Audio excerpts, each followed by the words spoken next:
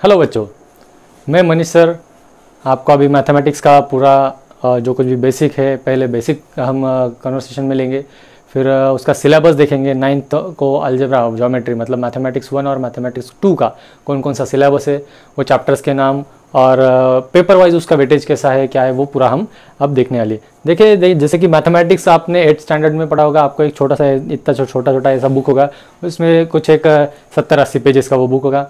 उसमें आपको 2-4 चैप्टर इसके वहाँ यहाँ वहाँ एडिशन वाले, कुछ फ्रैक्शन वाले, रैशनल नंबर, फिर सर्कल, क्वाड्रिलैटरल वगैरह ऐसे कुछ आपको होंगे, वो सरफेस एरिया। ठीक है, तो अब ये आपका अब जाके 9th में मैथमेटिक्स जो है वो मैथमेटिक्स 1 और मैथमेटिक्स 2 ऐसे 2 पार्ट में आपका वो डिवीजन हो जाएगा। सबसे पहला मैथमेटिक्स 1 मतलब है अलजेब्रा, मैथमेटिक्स 2 मतलब है ज्योमेट्री। जो mathematics 1 previously known as algebra and mathematics 2 previously known as geometry. So algebra में पूरा कैलकुलेशन मतलब क्वाड्रेटिक इक्वेशन, पॉलिनोमियल, ये सारा पार्ट आएगा। और ज्योमेट्री में जो भी जियोमेट्री से मतलब ज्योमेट्री से रिलेटेड मतलब क्या आता है, पॉइंट, लाइन, प्लेन, ये सब उसमें आ जाता है। ठीक है, सो सबसे पहले हम देखने वाले इसका दोनों का मतलब M1 और M2 मैथमेटिक्स 1 और मैथमेटिक्स 2 का पेपर्स का जो डिस्ट्रीब्यूशन है, मार्क्स डिस्ट्रीब्यूशन, वो मार्क्स डिस्ट्रीब्यूशन हम देखने वाले। चलिए देखिए, मैथमेटिक्स में पेपर 1, मैथमेटिक्स का पेपर 1 मतलब जैसे कि मैंने आपको बताया अलजेब्रा, मैथमेटिक्स पेपर 1 में आता है अलजेब्रा, उसका नाम है। और मैथमेटिक्स पेपर 2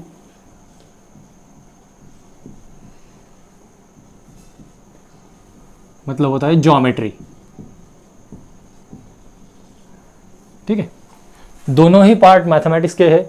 ठीक है, इसलिए दोनों में भी आपको कुछ हार्ड, ये इजी, ये हार्ड, ये इजी, ऐसा कुछ भी नहीं है, दोनों भी मैथमेटिक्स है। अगर आपको मैथमेटिक्स हार्ड लगता है तो कोई टेंशन नहीं है, अपन एकदम इजीली पढ़ाएंगे, आपको पूरा आ जाएगा वो। ठीक है, इजीली आ जाएगा। अब देखिए इसमें दोनों को मिला के मतलब इसका कुछ अलग अलग ऐसा नहीं है, दोनों का पेपर पैटर्न या क्वेश्चन में जो भी मार्क्स रहते हैं वो सारे मार्क्स सेम रहते हैं। तो वो मार्क्स का डिस्ट्रीब्यूशन मैं आपको बताता हूँ। अलजेब्रा का पेपर जो आपका एग्जाम रहता है वो एग्जाम अब रहेगा 40 मार्क्स का। ज्योमेट्री मतलब पेपर 2 का भी पेपर रहेगा प्लस आपका थ्योरेटिकल पेपर 40 मार्क्स का। ठीक है, सो 40 + 40 हो गए 80, ये हो गए 80 मार्क्स थ्योरेटिकल। और बचे हुए जो 20 मार्क्स है वो आपके इंटरनल मार्क्स रहेंगे जो आपको स्कूल से मिलेंगे, जिसमें प्रैक्टिकल एग्जाम इंक्लूड की जाती है। ठीक है, सो इंटरनल वर्क में आपका फिर वो पूरा स्कूल है जैसा परफॉर्मेंस वगैरह जो कुछ भी रहता है वो पूरा परफॉर्मेंस कैलकुलेट करके वो 20 मार्क्स कैलकुलेट किए जाते हैं। और ये पूरा मिला के अपना 100 मार्क्स का सब्जेक्ट मिलता है। और आपका टारगेट है जो आपको अभी सेट करना है, that target is to score 100 out of 100 marks in mathematics in 9th, 10th, 12th। 9th में भी आपको लेना है, 10th में भी आपको आउट ऑफ मार्क्स लेना है, और 12th के स्टेट बोर्ड के एग्जाम में, HSC के एग्जाम में, ये 10th का SSC हुआ, 12th का HSC, और 12th का अगर आप CET ले रहे हो तो CET में, और अगर JEE ले रहे हो तो JEE में ट्राई करना है हमें आउट ऑफ का। लेकिन CET में तो बहुत सारे बच्चे आज तक ऐसे हो चुके हैं, आपने ज्ञान सागर के भी, जिन्होंने CET में 100 आउट ऑफ 100 स्कोर लिया है। तो ये आपका टारगेट लेना चाहिए। आज ही आप सेट करोगे, 9th में सेट करोगे कि आपको आज 4 साल बाद, ये जो है ये कहने के लिए मैंने 4 मिनट में कह दिया, 4 सेकंड में कह दिया कि आपको ये 100 आउट ऑफ 100 लेना है।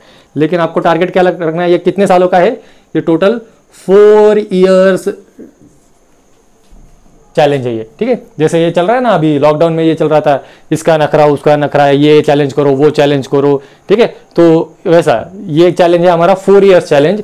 मतलब आपको हर एक साल मैथमेटिक्स में आउट ऑफ मार्क्स लेने हैं। उसकी स्टार्टिंग होने वाली है ये 9th स्टैंडर्ड में, फिर आप उसी को कंटिन्यू करोगे 10th में, और उसी को कंटिन्यू करोगे आप 2 साल की स्टडी में। 11th में क्यों नहीं बोल रहा हूँ, क्योंकि 11th को स्टेट बोर्ड की एग्जाम नहीं रहती। 11th और 12th को मिला के 12th सिलेबस में जो है HSC बोर्ड में आपको 100 आउट ऑफ 100 लेने हैं, और 12th के बाद स्टेट बोर्ड के बाद जो CET या जो भी एग्जाम होती है तो उसमें मैथमेटिक्स में आपको 100 आउट ऑफ 100 लेने हैं। ठीक है, तो अब देखिए ये हो गया इंट्रोडक्शन अबाउट मार्क्स। अब मार्क्स में ये 40 मार्क्स का जो डिस्ट्रीब्यूशन है ये, ठीक है, ये 40 मार्क्स का डिस्ट्रीब्यूशन, ये 40 मार्क्स का डिस्ट्रीब्यूशन होता कैसे है, कितने क्वेश्चंस आते हैं, उस क्वेश्चन में हर एक क्वेश्चन को कुछ ऑप्शन रहता है क्या, या फिर क्वेश्चन में फिर मल्टीपल चॉइस क्वेश्चन रहते हैं, या इन ब्रीफ वाले रहते हैं, या वन लाइनर रहते हैं, या कोई एक्टिविटी रहती है, वो जो है वो मैं आपको आगे एक्सप्लेन करके दिखाऊँ। चलो देखिए, अब हम देखते हैं क्वेश्चन पेपर पैटर्न। जैसे कि मैंने इससे पहले आपको बताया था कि 40 मार्क्स का आपका थ्योरेटिकल पेपर 1 मतलब मैथमेटिक्स 1 और मैथमेटिक्स 2 का होता है। अब हम देखेंगे question paper pattern for 40 marks. वो 40 मार्क्स का डिस्ट्रीब्यूशन कैसा है, कितने क्वेश्चंस उसमें आते हैं, क्या आते हैं, वो हम अभी देखते हैं। देखिए इन ऑल रहते हैं, देखिए बच्चों 5 questions, question number 1, question number 2, question number 3, question number 4 and 5। ठीक है, तो क्वेश्चन नंबर 1 मैं पहले पांचों क्वेश्चन नंबर ऐसे लिख लेता हूँ, बाद में आपको बताऊंगा कि इसमें कौन सा और कैसा कैसा होता है। तो इतना तो हमें पता है कि मेन क्वेश्चंस हमें मिलने वाले हैं 5। ठीक है, सबसे पहला जो क्वेश्चन होता है वो हमारा क्वेश्चन होता है solve any 5।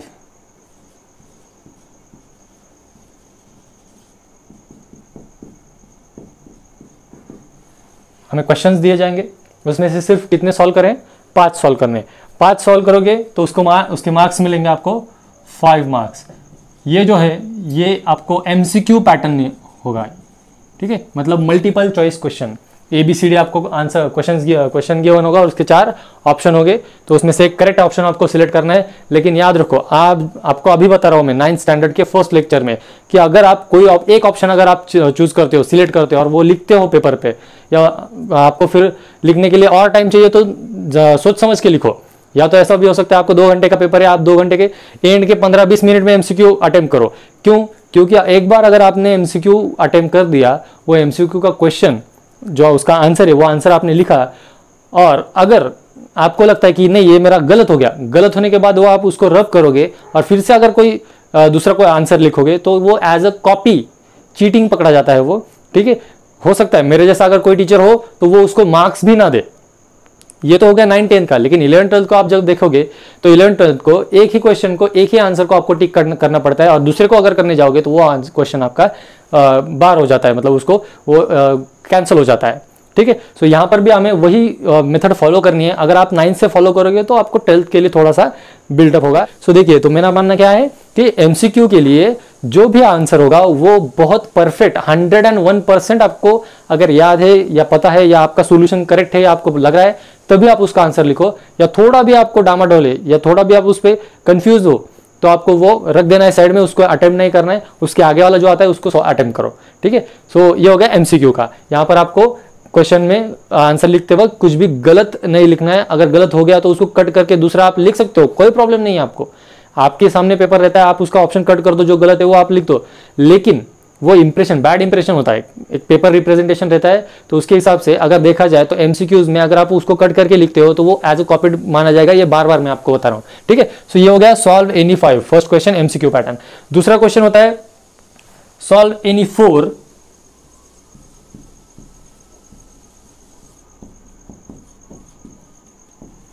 Solve any 4 of the following. ये होता है 2 मार्क के लिए।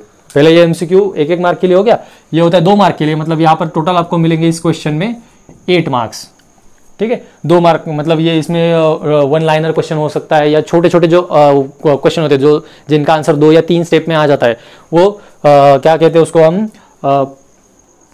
Small answer, extra small answer questions यहाँ पर थे, ESA। ठीक है, फिर ये हो गया solve any 4 question number 2। Question number 1 में समझ में आ गया MCQ है, क्वेश्चन नंबर 2 में ये एक्स्ट्रा स्मॉल आंसर क्वेश्चन है। ठीक है, उसके बाद क्वेश्चन नंबर 3 आता है सॉल्व एनी 3।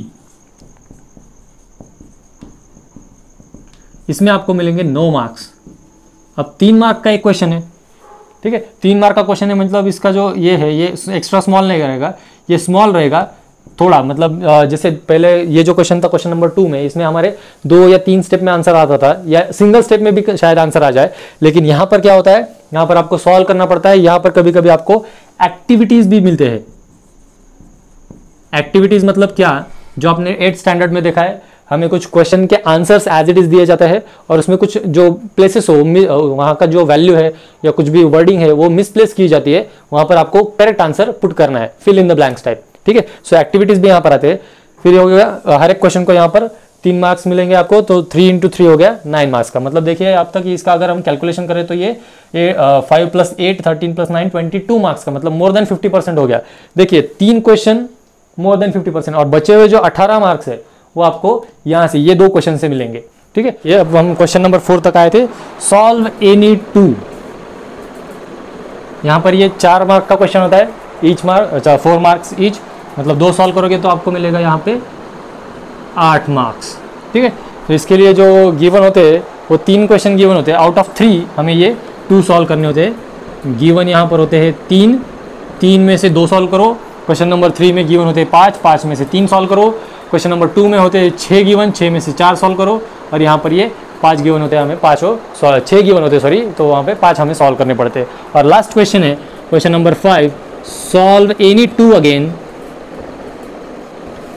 जिसमें भी हमें 3 गिवन होते हैं, 3 में से 2 सॉल्व करने हैं और हर एक क्वेश्चन 5 मार्क के लिए होता है। मतलब ये बन गया 10 मार्क का क्वेश्चन, मेगा क्वेश्चन, जो सबसे ज़्यादा वेटेज आपको देता है। देखिए 5 और 8 13 और 9 22 और 8 30 और 10 40, पूरे 40 मार्क का ये डिस्ट्रीब्यूशन फॉर पेपर 1, मतलब मैथमेटिक्स 1 एंड मैथमेटिक्स 2 दोनों के लिए, अलजेब्रा ज्योमेट्री दोनों के लिए सेम है। अब आपको एक ट्रिक बता दो कि पेपर कैसे सॉल्व करना है। जैसे कि एमसीक्यू के बारे में मैंने बताया, एमसीक्यू क्या है, उसका सोल्यूशन आपको नहीं लिखना है, उसका जो परफेक्ट आंसर है वो आंसर ही आपको लिखना है। ठीक है, सो ये परफेक्ट आंसर, अगर आप सोल्यूशन लिखते हो तो आपका इंप्रेशन पेपर सॉल्व करने वाला जो कुछ भी पर्सन होता है उसके सामने बहुत बढ़िया आ जाता है। अगर पॉसिबल हो, अगर कम टाइम में आपका सोल्यूशन निकल सकता हो तो आप उसका सोल्यूशन भी निकालिए। ओके, अगर कम टाइम लगता है तो, अगर आपको उसी को ज़्यादा टाइम लगने लगे तो सोल्यूशन निकालने की ज़रूरत नहीं है, आप सीधा सीधा उसका आंसर लिख दो। ठीक है, ये नंबर 2 का क्वेश्चन। अब देखिए कुछ बच्चे बोलते हैं सर ये दो यहाँ के, मतलब क्वेश्चन नंबर 3 4 5 यहाँ से आगे लगभग क्वेश्चन की सॉल्यूशन की जो लेंथ है वो लेंथ तो सेम रहती है सर, लेकिन ये मार्क्स कम ज़्यादा है, तो कौन सा क्वेश्चन पहले अटेम्प्ट करें। अगर आपके पास टाइम कम है, at the last time on exam day, exam के डे की बात कर रहा हूँ मैं, तो देखिए यहाँ पर भी आप 2 क्वेश्चन सॉल्व कर रहे हो, यहाँ पर भी आप 2 क्वेश्चन सॉल्व कर रहे हो। ये 2 क्वेश्चन आपको 8 मार्क दे रहे हैं, ये 2 क्वेश्चन आपको 10 मार्क दे रहे हैं। तो हमें same number of question attempt करते हुए यहाँ पर 8 मार्क मिल रहे हैं, यहाँ पर 10 मिल रहे हैं। तो हमें पहले उस क्वेश्चन के बारे में सोचना है जो हमें ज़्यादा से ज़्यादा मार्क्स दे। ठीक है, ना कि उसके बारे में जिसमें आप सॉल्व करते जाओ लेकिन उसमें आपको क्वेश्चन सॉल्व करने के लिए मतलब कितने भी सॉल्व करो और आप अगर उसके लिए मार्क आपको 3 ही मिलने, तो आपको किस क्वेश्चन के लिए जाओगे, जो क्वेश्चन आपको ज़्यादा मार्क दे रहा है। ठीक है, तो ये हो गया हमारा पेपर पैटर्न। इसमें पहला एमसीक्यू, फिर extra small question, answer question, फिर स्मॉल आंसर, फिर ये दोनों लॉन्ग आंसर के है। और क्वेश्चन नंबर 5 में out of the text, out of the text मतलब आपके टेक्स्ट में जो नहीं है शायद ऐसे क्वेश्चंस पूछे जाते हैं, या क्वेश्चन वो आपके टेक्स्ट बुक में गिवन होगा उसमें से सिर्फ वैल्यू चेंज किए जाएंगे। ठीक है, तो ये हमें याद रखना है। यहाँ पर आउट ऑफ द टेक्स्ट मतलब वो टेक्स्ट बुक के बाहर का नहीं होता है। क्वेश्चन टेक्स्ट बुक के बाहर का क्यों लगता है बच्चों को, क्योंकि अब तक आज तक 8th स्टैंडर्ड तक आपको क्या है, क्वेश्चन जो टेक्स्ट बुक में गिवन है वही क्वेश्चन हम पढ़ते हैं, उसी को सॉल्व करते हैं, उसकी प्रैक्टिस करते हैं और मार्क्स ले लेते हैं। लेकिन यहाँ से आगे आप ये ऐसा नहीं होगा।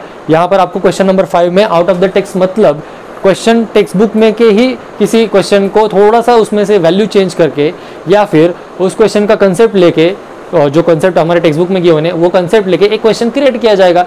कंसेप्ट अगर आपको याद है या कंसेप्ट अगर आपको क्लियर है तो आपको ये क्वेश्चंस जो मैं बोल रहा हूँ आउट ऑफ द टेक्स्ट जो कहा जाता है, वैसे वो आउट ऑफ द टेक्स्ट कुछ भी नहीं रहता, जो कुछ भी पढ़ा हुआ होता है उसी में से रहता है। सो वो क्वेश्चंस आपको सॉल्व करने के लिए बहुत ईजी जाएगा, आपको आसान जाएगा। लेकिन कब, जब आपके दिमाग में पूरा कंसेप्ट क्लियर हो।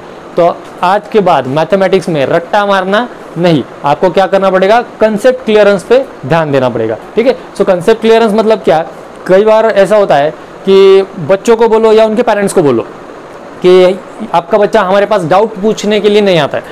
अगर मराठी में बोलूँ तो कधी कधी असं होतं की विद्यार्थ्यांनाच माहीत नसतं की त्यांना काय डाऊट आहे, त्यांच्या मनात हा डाऊट असतो की आपल्याला कोणता डाऊट विचारायचा आहे, आणि ते टीचरपर्यंत जो असतो तो डाऊट तो डायव्हर्टही होऊन जातो आणि ते विसरून जातात। म्हणजे असं असतं की एखादं मडकं आहे, ते मडकं खालून फुटकं आहे, मुलं त्याच्यामध्ये डाऊट टाकतात आणि टीचरपर्यंत घेऊन जातात, टीचर म्हणतात डाऊट दाखवा, मडक्यात काहीच नसतं कारण मडकं खालून फुटलेलं असतं। ठीक है, सो असं नको व्हायला। त्याच्यामुळं तुमचे जे डाउट्स हैं बच्चों, आपको जो डाउट्स है वो डाउट्स आप क्या करो, जो डाउट्स आते हैं, जो भी डाउट्स है, डाउट की एक सेपरेट 100 पेजेस की बुक करो।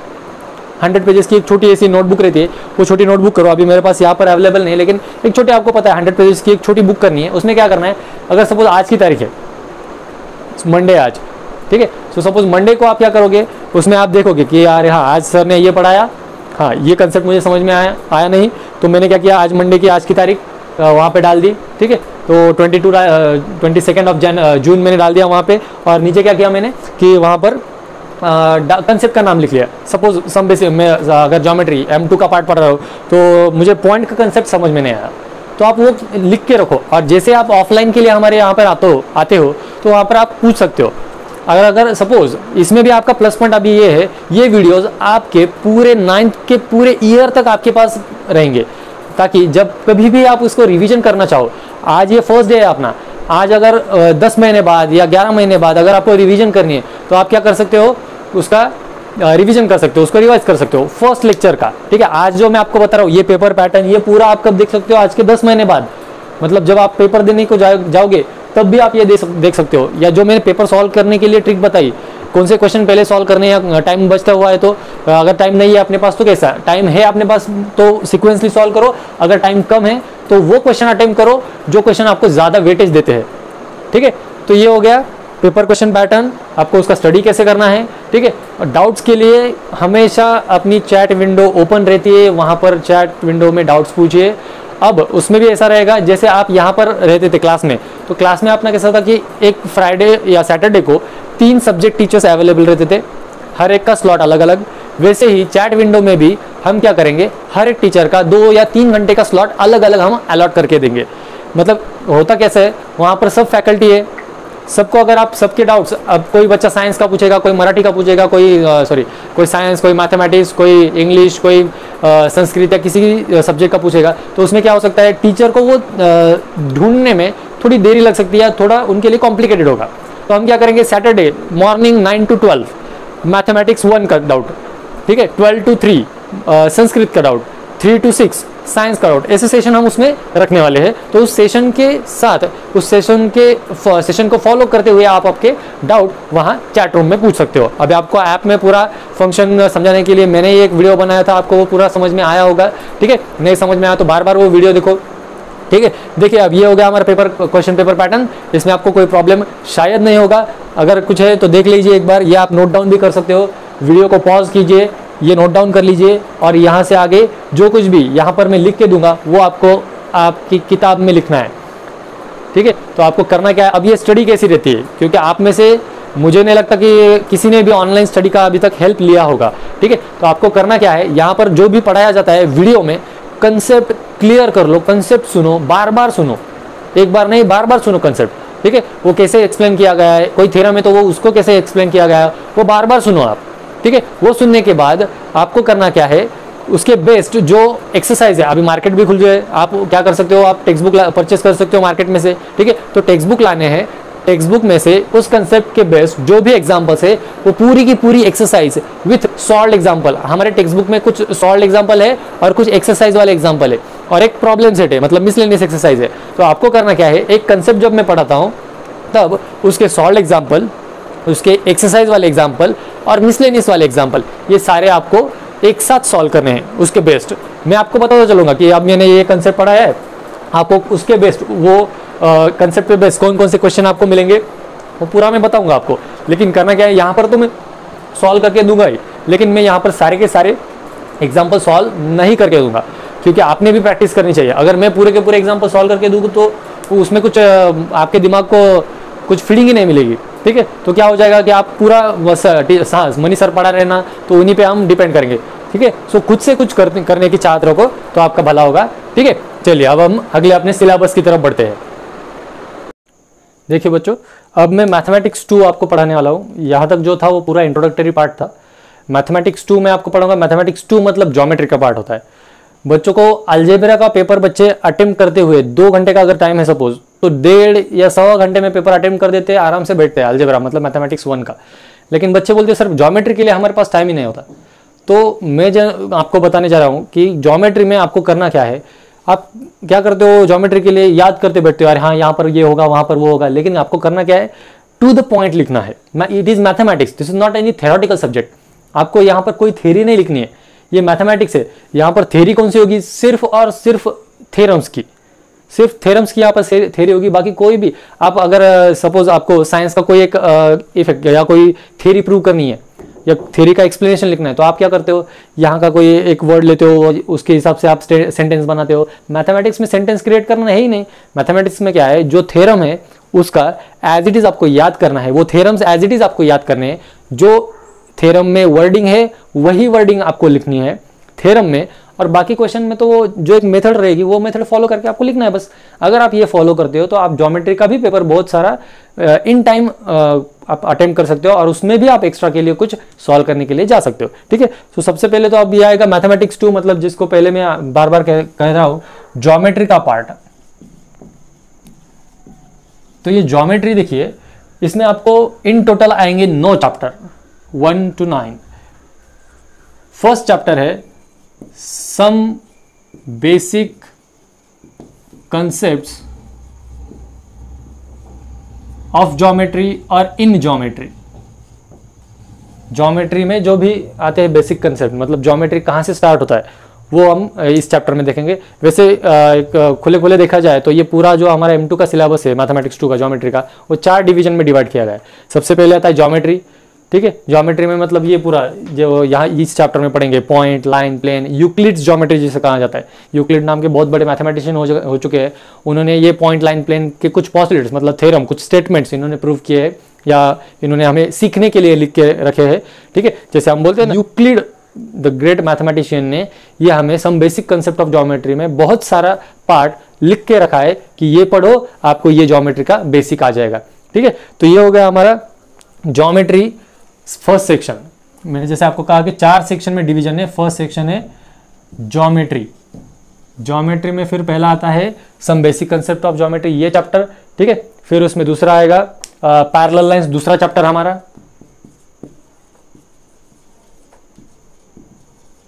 ठीक है। थर्ड चैप्टर है हमारा ट्रायंगल्स।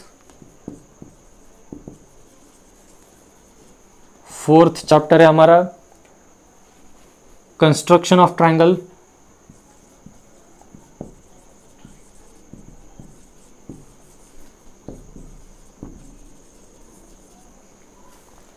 फिफ्थ चैप्टर हमारा उसमें आएगा क्वाड्रिलैटरल।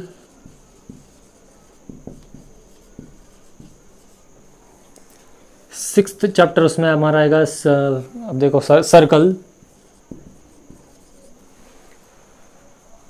सेवंथ उसमें चैप्टर है coordinate geometry.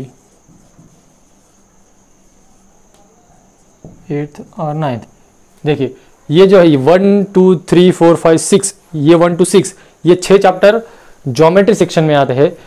7वां chapter coordinate geometry, ये एक अलग सेक्शन है, ठीक है। फिर 8वां चैप्टर है ट्रिग्नोमेट्री, वो एक अलग सेक्शन है।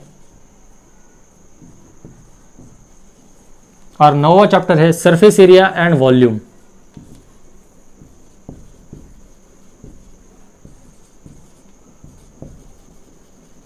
ये एक अलग सेक्शन है, ठीक है।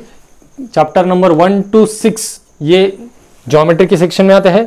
7वां चैप्टर कोऑर्डिनेट ज्योमेट्री, वो दूसरा अलग एक सेक्शन है। ट्रिग्नोमेट्री ये तीसरा अलग सेक्शन है। और सरफेस एरिया एंड वॉल्यूम, इसके लिए ये सेक्शन को नाम है मेंसुरेशन। अगर आप हमारा स्टेट बोर्ड छोड़ के अगर कोई दूसरा टेक्स्ट बुक अगर देखो, जैसे कोई कॉम्पिटिटिव एग्जाम की टेक्स्ट बुक है, तो उसमें आप मेंसुरेशन चैप्टर अगर है तो मेंसुरेशन मतलब सरफेस एरिया एंड वॉल्यूम ही है, ठीक है। ट्रिग्नोमेट्री, ये तीनों देखिए, मेंसुरेशन, ट्रिग्नोमेट्री, कोऑर्डिनेट ज्योमेट्री और ज्योमेट्री, ये चारों अलग अलग ब्रांचेस है। अलग अलग ब्रांचेस किसके हैं? ये मैथमेटिक्स 2 के 4 अलग ब्रांचेस है, जिसमें ये पूरा हमारा 9 चैप्टर का सिलेबस डिवाइड किया गया है। अब सबसे पहले मैं step by step just introduction बताता हूँ कि किस चैप्टर में हमें क्या पढ़ना है। Some basic concept of geometry में हमें पढ़ना है पॉइंट, लाइन, प्लेन, उससे रिलेटेड कुछ प्रॉपर्टीज, ठीक है। ये बेसिक यहाँ पर हमने कंप्लीट कर लिया। तो उसके बाद देखिए बहुत बढ़िया तरीके से हमारा सिलेबस डिजाइन किया गया है। उसके बाद है पैरेलल लाइंस।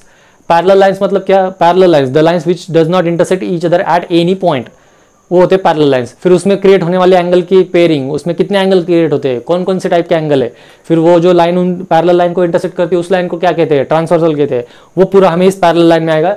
ये एक बड़ा चैप्टर है। उसमें how to prove 2 lines as a parallel, और अगर 2 लाइन पैरेलल है तो उसमें कौन कौन से एंगल के हमें रिलेशन मिलते हैं, वो पूरा हमें इस पैरेलल लाइन में पढ़ना है।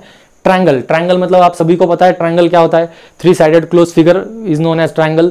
सो वो ट्रायंगल के प्रॉपर्टीज, अलग अलग प्रॉपर्टीज, फिर उनकी कॉन्ग्रुएंसी आई वहां पे, सिमिलरिटी तो अगले 10th में पढ़ेंगे, लेकिन यहाँ पर आता है ट्रायंगल में कॉन्ग्रुएंसी ऑफ ट्रायंगल, ठीक है। फिर कंस्ट्रक्शन ऑफ ट्रायंगल, ट्रायंगल का कंस्ट्रक्शन करना, कंस्ट्रक्शन आपने 8th में भी किया है, लेकिन उसमें कैसा था, वो बहुत सिंपल था। आपको बेस सेगमेंट गिवन होगा, 2 एंगल गिवन थे, आपने ट्रायंगल कंस्ट्रक्ट कर दिया, या तीनों साइड के मेजरमेंट गिवन थे, आपने ट्रायंगल कंस्ट्रक्ट कर दिया। लेकिन यहाँ पर आपके लिए बेस सेगमेंट गिवन है, मतलब आपको ट्रायंगल अगर कंस्ट्रक्ट करना है तो एक बेस सेगमेंट गिवन होगा, एक बेस एंगल गिवन होगा, और बचे हुए जो 2 साइड्स है उन दोनों साइड्स का या तो एडिशन या तो सब्ट्रैक्शन ये गिवन होगा। और थर्ड जो है उसमें आपको उनका बेस एंगल गिवन होगा और ट्रायंगल का पेरीमीटर गिवन होगा। ये तीनों टाइप के हमें कंस्ट्रक्शंस, ये ट्रायंगल के कंस्ट्रक्शन ऑफ ट्रायंगल इस चैप्टर में हमें देखना है, ठीक है। फिर उसके बाद क्वाड्रिलेटरल, आपने 8th में भी क्वाड्रिलेटरल पढ़ा है, उसी का एक्सटेंशन यहां पर है, उसी के प्रॉपर्टीज का एक्सटेंशन यहां पर है हमारे पास, ठीक है। सो वो जो पढ़ा है 8th में वो आपका कहीं भी जाया नहीं जाएगा,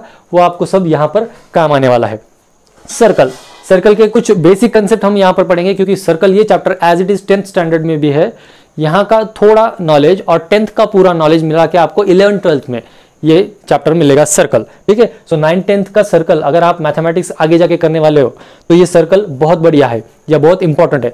कोऑर्डिनेट ज्योमेट्री, ये तो आपको बताने जा रहा हूं, अभी आज ही मैंने 11th का एक चैप्टर पढ़ाया है स्ट्रेट लाइन, तो उस चैप्टर में पूरे के पूरे कंसेप्ट आपके 9th और 10th के कोऑर्डिनेट ज्योमेट्री के सेक्शन के हैं, ठीक है। सो कोऑर्डिनेट ज्योमेट्री आपको 11th 12th के लिए बहुत ही इंपॉर्टेंट चैप्टर है।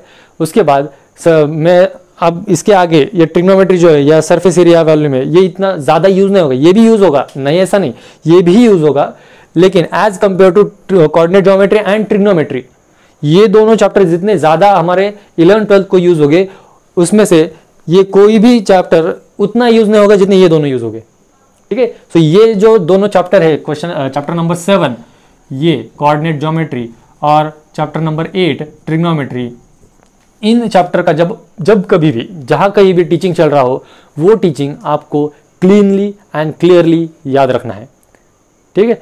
अच्छे से ध्यान देके पढ़ना है कोऑर्डिनेट ज्योमेट्री और ट्रिग्नोमेट्री। इसका मतलब ऐसा है क्या कि बाकी के चैप्टर में ध्यान नहीं देना है, नहीं, ये ऐसी बात नहीं है, सभी को ध्यान एक जैसा ही देना है। लेकिन अगर किसी कारणवश सपोज आप बीमार हो, कोई इमरजेंसी आ जाए, तो अगर ये 2 चैप्टर का अगर आपका कुछ मिस होता है पार्ट, तो वो पार्ट उस पर्टिकुलर टीचर को जाके मिलो और उनसे समझा के लो, सर मेरा ये इमरजेंसी थी, प्लीज इतना पार्ट रिवाइज करो। अब तो आपको वो भी करने की जरूरत नहीं है, क्योंकि ज्ञान सागर ने आपको वो फैसिलिटी भी दी है कि अगर आप किसी कारणवश आपका कोई लेक्चर मिस होता है तो आप वीडियो लेक्चर में वो देख सकते हो। तो देखिए ये 2 चैप्टर आपको बहुत बढ़िया करने हैं, क्योंकि 11th 12th के लिए ये चैप्टर अच्छे हैं, पक्के करने हैं। ये आपको यहाँ पर भी 9th में भी मिलेगा, 10th में भी मिलेगा, 11th 12th में भी मिलेगा, ठीक है। यही फॉर्मूले यहाँ पर जो पढ़ेंगे वही फॉर्मूले आपको अगले 4 साल तक है। और यहाँ के ये जो 6 चैप्टर है, इसमें के कुछ प्रॉपर्टीज आपको 11th में आएंगे, ठीक है। सो यहाँ के प्रॉपर्टीज लर्न करने हैं, ये 2 चैप्टर को अच्छे से लर्न करना है, और यहाँ के फॉर्मूले, ऐसा हमारे ये ज्योमेट्री मतलब मैथमेटिक्स 2 का पूरा सिलेबस हम पढ़ने वाले। बहुत ईजी है, टेंशन नहीं लेने का, ठीक है। हमें बहुत अच्छे से करने वाले, बहुत अच्छे से करवा के लेने वाले, मैं रहूं या आपको पढ़ाने के लिए हमने एक और टीचर, दूसरे जो टीचर है या अल्टरनेट जो हमें मिलेंगे आगे जाके और हमें ज्वाइन होने वाले टीचर, आप जब दूसरे अलजेब्रा का मतलब मैथमेटिक्स 1 का देखोगे या ऑफलाइन में जब आओगे, तब कोई भी टीचर हमें मिले तो उस टीचर से हमें इस फॉर्मेट में आपको स्टडी हम करवा के देंगे, ठीक है। तो आपको बस क्या करना है, ध्यान देना है अच्छे से। जो एक्टिविटीज़ यहाँ पर कहे जाते हैं, यहाँ इस वीडियो में हो या फिर क्लासरूम में हो जब आप ऑफलाइन के लिए आओगे, या कुछ बच्चे ऐसे जो सिर्फ हमारे ऑनलाइन कोर्स के लिए है, वो बच्चे यहाँ पर जो एक्टिविटीज़ हम दिए जाएंगे वो एक्टिविटीज़ को फॉलो करो, ठीक है। और ये सिलेबस याद रखो। चलिए अब देखते हैं हमारा एक्चुअल सिलेबस।